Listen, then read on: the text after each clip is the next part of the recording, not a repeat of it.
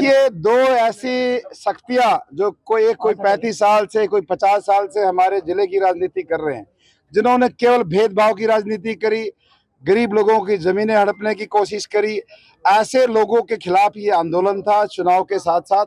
और सबने देवेंद्र कादियान बन के चुनाव लड़ा है। पार्टी ने आपकी टिकट काटी थी, अब पार्टी की सरकार लगभग बननी तय है, तो बुलावा है, तो क्या? देखिए, मैं किसी के बुलावे पे जाने वाला नहीं हूँ। 36 बिरादरी मेरा फैसला करेगी, वही अनाज मंडी होगी, वहीं से फैसला होगा देवेंद्र कादियान कहाँ जाए। कादियान साहब, जिस तरह आपने चुनाव प्रचार में हुंकार भरी है, विधायक बनने के बाद क्या इसी तरह की हुंकार रहेगी या फिर कोई हुंकार नहीं रहेगी। गन्नौर को जिंदाबाद करना है और गन्नौर तरस रहा है बहुत सारे कार्यों के लिए।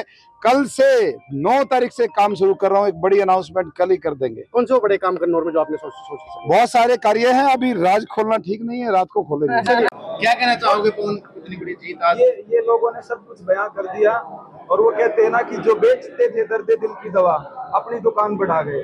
कांग्रेस केवल भाई भतीजावाद, जातिवाद का नारा देती थी, लेकिन उसको नकारने का काम खरखोदाल जी के लोगों ने किया है।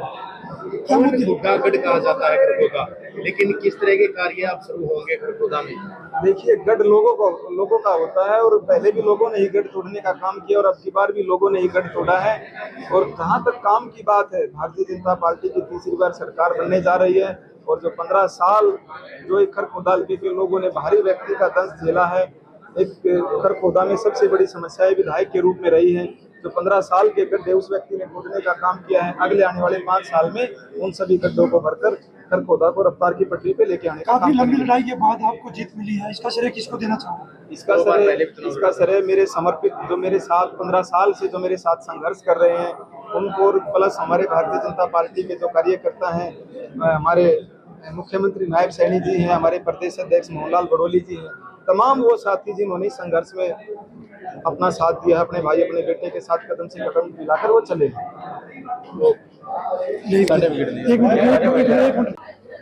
देखिए, सबसे पहले तो मैं रायवासियों का धन्यवाद करती हूँ और मेरी पार्टी का धन्यवाद करती हूँ, मेरे पार्टी के कार्यकर्ताओं का धन्यवाद करती हूँ जो बूथ सतह तक उन्होंने मेरा चुनाव लड़ा और मुझे चुनाव जितवाया। मैम, हुड्डा के गढ़ में कहीं ना कहीं बीजेपी ने सेंधमारी इस बार की है। सोनीपत हुड्डा गढ़ कहा जाता है, लेकिन 5 सीटें बीजेपी को।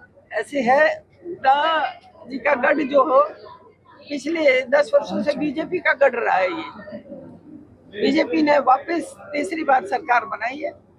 राई भी प्राथमिकता कहाँ से, क्योंकि राई के बड़े प्रोजेक्ट थे मैम, तो रुके हुए थे, चाहे ट्रामा सेंटर हो या बस स्टैंड हो या फिर मंडियां हो, वो भी नहीं आ पाई। ऐसे है, राई हल्के का विकास मेरा पहला काम होगा। राई हल्के में मेट्रो आए मूर्थल तक, ये मेरा दूसरा काम रहेगा। कोई भी विकास का काम ऐसा नहीं रहेगा। मैं तो केवल काम में विश्वास करती हूँ और काम मैंने पहले भी बहुत किए हैं और आगे भी करूँ। रुझानों में लगातार कांग्रेस की सरकार बनती दिख रही थी, रुझान तो अब पलट गए हैं, बीजेपी की सरकार बनती दिख रही है। हमें तो एक बार भी नहीं लगा कि भाई कांग्रेस की सरकार बन रही है। हमें तो हर बार यही लगता था कि तीसरी बार हम सरकार बनाएंगे। हल्का बड़ौदा, मेरा हल्का बड़ौदा का 36 बिरादरी का जो मेरा परिवार है, ये सारा का सारा श्रेय हल्का बड़ौदा की 36 बिरादरी का श्रेय है। उन्हीं की जीत है, हल्का बड़ौदा की जीत है। और ये जीत 36 बिरादरी के नेता आदरणीय चौधरी भूपेंद्र हुड्डा जी, जो मेरे भगवान के स्वरूप, उनको देना चाहूँगा। और इस हरियाणा प्रदेश खजोल भविष्य से 5 बार के लोकसभा के सांसद भाई दीपेंद्र हुड्डा जी और पार्टी अध्यक्ष उदय भान जी, ये श्रेय पार्टी हाईकमान का भी है, श्रेय देना चाहूँगा। रुझान तो पलट गए हैं, बीजेपी की सरकार हरियाणा में बनती दिख रही है फिर तीसरी बार। देखिए, ये तो लोगों का मत है, इस मत को सब स्वीकार करना पड़ता है। सरकार जिसकी लोगों ने चाहा उसकी बनेगी। अभी तो शायद पूरा क्लियर होया भी नहीं होगा, अभी तो टाइम भी बाकी होगा, अभी सारी सीट क्लियर नहीं हुई है, लेकिन जो जनता का फैसला होगा वो हमें मान्य। किसान मजदूर को लेकर, खिलाड़ियों को लेकर काफी मुद्दे चल नहीं पाए क्या? देखिए, ये लड़ाई, ये जो हल्का बड़ौदा के ना, एक और जीत है, ये गरीब परिवार के बीच और बड़े घरानों के बीच लड़ाई थी। आपने देखा, जो बड़े घरानों के बेटे, बड़े घराने एक मंच पे इकट्ठे हुए, एक बीजेपी का षड्यंत्र था, वो भी बीजेपी का कैंडिडेट था। मैं आज भी कहता हूँ इस बात में कोई दो राय नहीं, दोनों बीजेपी के कैंडिडेट हारे, चाहे वो निर्दलीय था चाहे वो बीजेपी का था।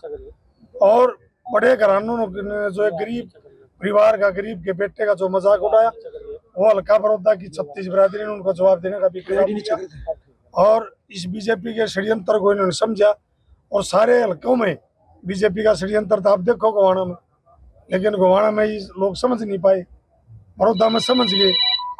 सब बीजेपी का जो एजेंट था, बीजेपी का जो एक कैंडिडेट था जो मेरे मुकाबले आ रहा, मैं नाम लेना भी पसंद नहीं करूँगा कि उन्होंने किसान नहीं देखा, उन्होंने खिलाड़ी नहीं देखे, उन्होंने बहन बेटियों की इज्जत और मान सम्मान नहीं देखा, अपने स्वार्थ के लिए सब कुछ दाव पर लगा दिया। इस हरियाणा प्रदेश का भविष्य है जो युवा का बेरोजगारी में 1 नंबर है, उसका भविष्य उन्होंने नहीं देखा। उन्होंने नहीं देखा कि बुढ़ापा पेंशन जो 6,000 रुपये, उन्होंने नहीं देखा कि 500 का सिलेंडर हो, उन्होंने नहीं देखा कि 2 लाख सरकारी जो परमानेंट सरकारी नौकरी है वो भी नहीं देखी। और सबसे बड़ी बात जो इस हरियाणा प्रदेश का मान और सम्मान था 36 बिरादरी का, हर समाज को, हर वर्ग को लठों से पीटने का काम इस बीजेपी की सरकार ने किया था, वो भी नहीं देखा।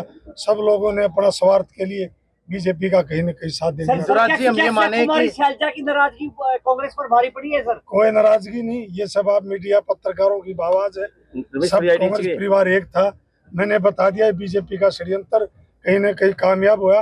फूट डालो राज करो की जो इनकी नीति और नियत थी, या क्या वो भी काम हुआ। 7 गारंटियों को हरियाणा जनता ने कर दिया। 7 गारंटी नहीं, मैं ये कह रहा हूँ कि बीजेपी का षड्यंत्र, बीजेपी का पैसा सर चढ़ के बोलिया। जो निर्दलीय कैंडिडेट थे हर विधानसभा में आपने देखा, वहाँ उतारने का काम किया, वहाँ फाइनेंस किया गया, वहाँ पैसे बांटे गए, वहाँ हर तरह के हथकंडे अपनाए गए।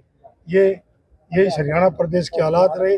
लेकिन हरियाणा प्रदेश का मैं दुर्भाग्य मानूंगा कि ऐसी तीसरी बार ऐसी सरकार आई जिस सरकार ने कोई वर्ग नहीं बख्शा, कोई समाज नहीं बख्शा, कोई कर्मचारी नहीं बख्शा, इस हरियाणा प्रदेश के सरपंच भी नहीं बख्शे, उनको लठ मारने का काम किया।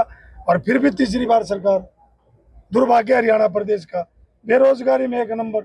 अगर आप राजधानी है दिल्ली हमारी देश की, 3 तरफ से हरियाणा है और बेरोजगारी में नंबर 1 है, और फिर सरकार बीजेपी की समझ से मेरे भी परे है। बड़े दुख की बात है। पहले जीत की बधाई आपको, क्या कहना चाहेंगे? ये जो जीत है मेरे खरखोदा हल्के के 36 बिरादरी के लोगों की जीत है, 58 के 58 गाँव की जीत है, पूरे खरखोदा शहर की जीत है। पहली बार खरखोदा के लोगों ने इतिहास रचा है, पहली बार खरखोदा से कोई एमएलए बना है, और ये पूरी जीत खरखोदा के हल्के के लोगों के प्रति समर्पित है। और हरियाणा में भी जिस तरीके का मैंडेट सोचा जा रहा था, जिस तरीके से चर्चाएं थी कि कांग्रेस है, लेकिन लगातार बीजेपी जो है वो बढ़त बनाए हुए है, बहुमत के आंकड़े से जो है उससे ऊपर बीजेपी लगातार बढ़त बनाए हुए है। देखिए, जब सेंटर में, केंद्र में जिसकी सरकार रही है, हरियाणा में उसकी सरकार निश्चित रूप से बनी है और लोगों ने केंद्र की नीतियों पर विश्वास जताया है, और तीसरी बार हरियाणा में भारतीय जनता पार्टी का परचम लहराने जा रहा है। तो कितनी वोटों से किसको देना चाहिए? मेरा भी 5500 प्लस वोटों से यहाँ से खरखोदा से जीत मिली है। ठीक है, क्या कहोगे? किसको श्रेय देते हैं और कितनी जीत से क्या कुछ शामिल? सारे के सारे राई हल्के के जितने भी मेरी जनता है उनका सबका मैं धन्यवाद करती हूँ। सबका साथ रहा, सबने मदद करी। तो हुड्डा का गढ़ तोड़ने में कामयाब हुए जी कहीं ना कहीं। सोनीपत में हुड्डा का गढ़ रहा, क्या मानते हैं कि हुड्डा का गढ़ अब की बार बीजेपी ने तोड़ा है? पहले से ही टूटा था, पहले से ही टूटा हुआ था। हमें तो पूरी उम्मीद थी हमारी सरकार बनेगी। आपने कई बार मुझसे पूछा, मैंने बताया आपको हमारी सरकार बनेगी और राई विधानसभा के लोग मुझसे बहुत प्रेम रखते हैं, जिताएंगे। पर क्या रणनीति रही जीत की उसमें आपकी? मेरे लोगों ने कामों को याद किया और मेरे बीजेपी के जो कार्यकर्ता हैं वो मजबूत हैं। पन्ना प्रमुख से लगाकर और हमारे मंडल अध्यक्ष तक और हमारे डिस्ट्रिक्ट प्रेसिडेंट हैं, सबकी मेहनत कामयाब आई है। अब क्या नीति रहेगी जी, किन नीतियों पर काम करेंगे? देखिए, मेरा एक ही नीति रहती है, विकास का काम, और मेरे बच्चों को ज़्यादा से ज़्यादा एम्प्लॉयमेंट मिले। राई हल्के के जो जितने नौजवान हैं उन्हें रोजगार के साधन मुहैया कराएंगे। सरकारी नहीं मिलेगी तो प्राइवेट सेक्टर में उन्हें भेजेंगे। इसका जीत का श्रेय किसको देते हैं जी? जीत का श्रेय मेरी पार्टी को देती हूँ और मेरे पार्टी के कार्यकर्ताओं को, जो मेरे कार्यकर्ता उनको। चुनाव में कितना टफ मुकाबला रहा जी? कोई टफ लगा ही नहीं मुझे, तो कहीं कभी टफ नहीं लगा। ठीक है मैडम। ठीक। मैं सबसे पहले धन्यवाद करता हूँ सोनीपत की रेतुल्य जनता का, जिन्होंने इतना आशीर्वाद दिया, और धन्यवाद करता हूँ हाईकमान का, शीर्ष नेतृत्व का, जिन्होंने मेरे पर भरोसा जताकर मुझे टिकट देकर सोनीपत की जनता के बीच में आशीर्वाद देने के लिए भेजा। और सोनीपत की देवतुल्य जनता ने जो आज इतनी बड़ी जीत, मैं मानता हूँ ये जीत मेरी नहीं है, सोनीपत की जनता की जीत है। और आज जो मैं एक बात और कहना चाहूँ, जो आज हर एक भारतीय जनता परिवार का हर एक सदस्य जिस तरीके आज गली गली जाकर, मोहल्लों में जाकर, हर वार्ड में घूमने का काम किया, इतनी गर्मी में भी, और रात को लेट तक काम करते रहे, तो मैं सारे परिवार का, भारतीय जनता पार्टी के सभी सदस्यों का, कार्यकर्ताओं का, नेताओं का धन्यवाद करता हूँ। और आज ये जो जीत हुई है ये सोनीपत की जनता की जीत। काफ़ी बड़े आरोप लगे कि कांग्रेस से उधार लिया प्रत्याशी, आप क्या कहना चाहोगे? रिजल्ट आपके सामने है।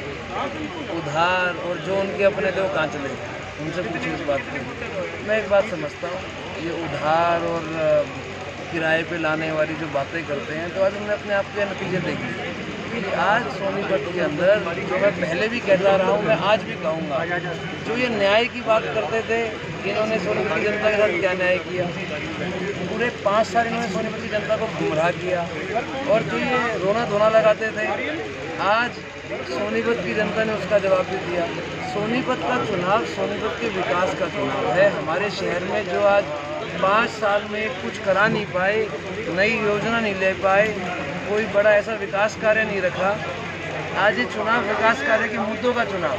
आज सोनीपत की जनता इस चीज़ का, जो ये बात करते थे कि मेयर साहब ने 3.5 साल में क्या किया, क्योंकि मैं आज आपके माध्यम से एक बात और भी कहना चाहता हूँ, ये आज जो अहंकार की बात किया करते थे, क्योंकि अहंकार को सोनीपत की जनता ने हराने का काम किया। निखिल जी, अब शुरुआत कहाँ से? रुक जाओ, शुरुआत कहाँ से निखिल? सोनीपत की प्राथमिकता क्या रहेगी आपके लिए? प्राथमिकता कहाँ रहेगी? मैंने आपको पहले ही बताया था, आज फिर कहता हूँ, हमारे शहर का विकास के जो मुद्दा है, सोनीपत के लिए मैं हर एक संभव प्रयास करूंगा विकास कराने के लिए। और चाहे आज बस स्टैंड की बात हो, चाहे आज मेट्रो की बात हो, चाहे आज युवाओं के लिए स्पोर्ट्स कॉम्प्लेक्स की बात हो, चाहे हमारे शहर में जल भराव की स्थिति हो, चाहे आज लॉ एंड ऑर्डर की बात हो, हर एक संभव प्रयास रहेंगे सोनीपत को आगे बढ़ाने के लिए। जो सोनीपत की आवाज़ चंडीगढ़ तक नहीं पहुंच रही थी, अब चंडीगढ़ में पहुंचेगी भी और योजनाएं भी। देश दुनिया की हर खबर सबसे पहले देखने के लिए फॉलो करें Dainik Savera TV, YouTube, Facebook, Instagram, X और व्हाट्सएप चैनल पर।